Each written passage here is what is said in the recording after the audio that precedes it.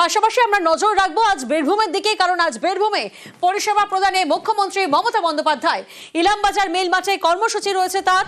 আজ বীরভূমে পরিষেবা প্রদানে মুখ্যমন্ত্রী মমতা বন্দ্যোপাধ্যায় ইলামবাজার মিল মাঠে কর্মসূচি রয়েছে। মঞ্চ থেকে সরকারি প্রকল্পের পরিষেবা প্রদান রয়েছে। প্রতিনিধি সান্নিক এই মুহূর্তে আমাদের সঙ্গে রয়েছেন, সরাসরি সান্নিকের কাছে যাব। সান্নিক, একাধিক উন্নয়নমূলক প্রকল্পের উদ্বোধনে আজ মুখ্যমন্ত্রী মমতা বন্দ্যোপাধ্যায় ঠিক কখন কি কি কর্মসূচি রয়েছে এবং এই মুহূর্তে উচ্ছ্বাস কি দেখছো?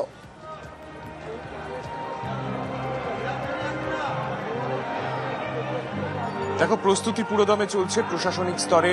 যারা প্রশাসনিক আধিকারিকরা তারা একেবারে শেষ মুহূর্তের প্রস্তুতি, সব দিক থেকে তারা খতিয়ে দেখছেন সবকিছু ঠিকঠাক রয়েছে কিনা, সমস্ত কিছু যেমন একদিকে খতিয়ে দেখা হচ্ছে।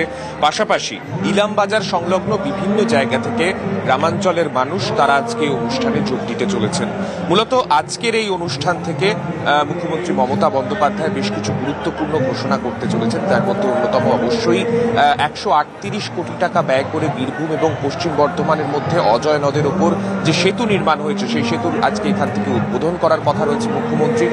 এর পাশাপাশি দেউচা পাচামি, গতকালের যে প্রশাসনিক বৈঠক সেখানেও দেউচা পাচামির প্রসঙ্গ উঠে এসেছিল। সেক্ষেত্রেও আমরা দেখেছিলাম যে পরিযায়ী শ্রমিকদের এ রাজ্যে নিয়ে আসার ক্ষেত্রে দেউচা পাচামির কর্মসংস্থান কতটা গুরুত্বপূর্ণ সেই বিষয়ে আলাদাভাবে জোর দিতে দেখা গেছে গতকাল মুখ্যমন্ত্রীকে। আর সেই দেউচা পাচামিতে যে পরিবার যারা জমি প্রস্তাবিত কয়লা শিল্পের জন্য যারা জমি দিয়েছেন সেই সমস্ত পরিবারের হাতে গ্রুপ ডি এবং জুনিয়র কনস্টেবল পদের নিয়োগপত্র তুলে দেওয়া হবে আজকের এই মঞ্চ থেকে।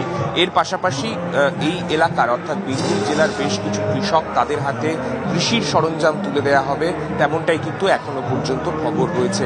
এছাড়াও একাধিক সরকারি প্রকল্পের এখানকার ঘোষণা রয়েছে, তেমনটাই এখনো পর্যন্ত জানতে পারা যাচ্ছে প্রশাসনিক সূত্রে। একেবারে ধন্যবাদ।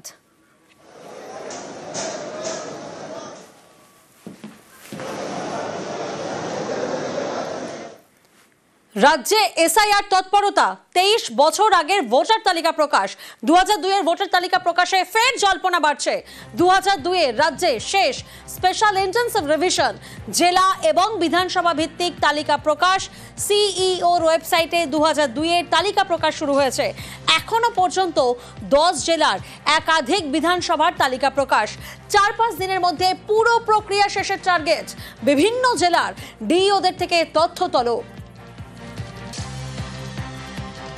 আর এই নিয়েই গতকাল বীরভূম থেকে তোপ দেখেছেন মুখ্যমন্ত্রী মমতা বন্দ্যোপাধ্যায়।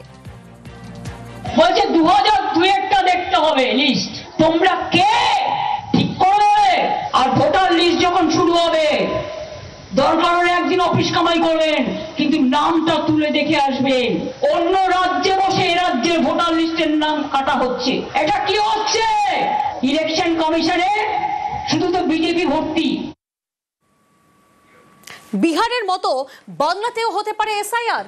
জল্পনার মধ্যেই বোলপুর থেকে সুর চড়ালেন মমতা বন্দ্যোপাধ্যায়। ফের নিশানা করলেন নির্বাচন কমিশনকে। এখানে এনআরসি আমি বেঁচে থাকতে করতে দেব না, এখানে ডিটেনশন ক্যাম্প আমি করতে দেব না। বিরাট গেম প্ল্যান আছে, বাংলায় নাম বাদ দিয়ে দেখুন, ছৌ নাচ দেখবেন। এই বছর শেষে বিহারে বিধানসভা নির্বাচন, তার আগে ভোটার তালিকার এসআইআর অর্থাৎ বিশেষ নিবিড় সংশোধন করছে নির্বাচন কমিশন। এই এসআইআর এর ফলে বিহারের ভোটার তালিকা থেকে বাদ যেতে পারে 65 লক্ষেরও বেশি নাম। আগামী বছর পশ্চিমবঙ্গে বিধানসভা নির্বাচন, ভোটের আগে এই রাজ্যেও এসআইআর চালুর জল্পনা, যা জোরালো হয়েছে কমিশনের প্রশিক্ষণে। জেলায় জেলায় বুথ স্তরের আধিকারিক অর্থাৎ বিএলওদের প্রশিক্ষণ দিচ্ছে নির্বাচন কমিশন। এই পরিস্থিতিতে সোমবার বীরভূমের বোলপুরের মঞ্চ থেকে সুর চড়ান মমতা বন্দ্যোপাধ্যায়। বিরাট গেম প্ল্যান আছে, এই যে নির্বাচন কমিশনকে নিয়ে এসছেন তার পায়ে আমি জবা ফুল দিয়ে বলছি আপনি ভালো থাকুন।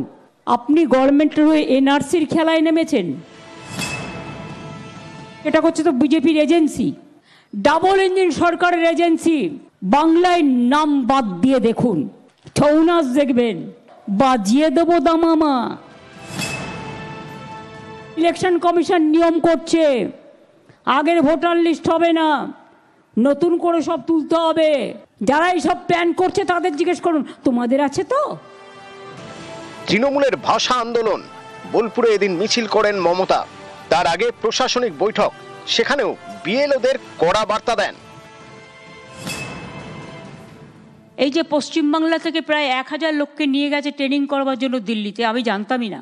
এটা ডিএমদের উচিত ছিল অ্যাটলিস্ট আমাদের ইনফর্ম করা, আমাকে না করুক সিএসকে ইনফর্ম করা। আমাদের না জানিয়ে আপনারা হুটফাট সিদ্ধান্ত নিয়ে নিচ্ছেন, তার মানেটা কি পা একদিকে মাথা একদিকে? কখনো তো এই জিনিস হয়নি। বিএলওদের কাছে আমার অনুরোধ থাকবে ভোটার লিস্ট থেকে কারো নাম যেন বাদ না যায় সেটা দেখার।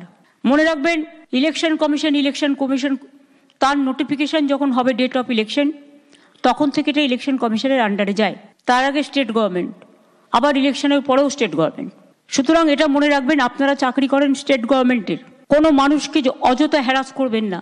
যারা দীর্ঘদিন এই রাজ্যের ভোটার, একটা লোক 4 দিন গিয়ে এলো 4 দিন গেল, তখন হয়তো সেটা কোথাও ঘুরতে গেছে, তাই বলে আপনি তার নামটা বাদ দিয়ে দেবেন? আপনাকে দেখতে হবে তার অরিজিনাল অস্তিত্ব আছে কিনা। একজন দেশের মন্ত্রী, তিনি কোঅপারেশন ডিপার্টমেন্টের প্রিন্সিপাল সেক্রেটারি ছিলেন, তাই তিনি এসে ডাবল ইঞ্জিন সরকারের মতামত নিয়ে ভোটার লিস্ট থেকে নাম বাদ দেওয়ার চক্রান্ত করেছে মানুষকে, যাতে ওনার বন্ধু কলমে ডাবল ইঞ্জিন কার্ড খেলে তাদের জেতানো যায়।